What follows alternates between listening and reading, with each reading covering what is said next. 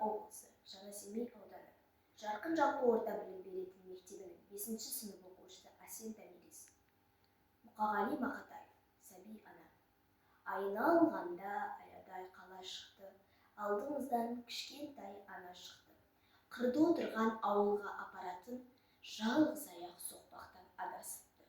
Бір қолында батпандай қуыршағы, бір қолында ойыншық құлыншағы, екі жансыз мүсінді мәпелейді, біресе ұрсады. Қарадық та селт етпей жанарымыз, алжығанға санадық ананы біз. Боран ұлып бетінен боздақ ұшқан, сұлап жатыр далада жаралы күз. Бәйек болмай отырған жан қалмады, сонда да назарын аудармады.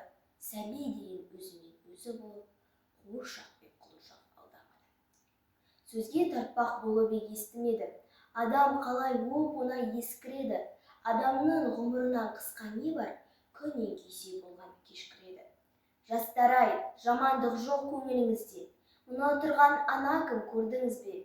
Бір күрсініп алдыда отырған қарт, ана өмірін баяндап берді бізге. Ана хәлін қарттан біз ұғындық кен.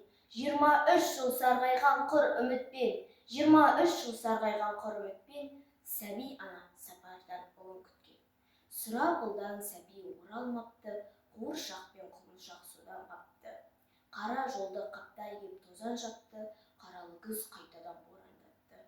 Ымырт ауыр салмақпен далақ енді, қап-қара жамылғысын ала келді. Ауылына жетті де сәби ана, ойын шығын құшақ.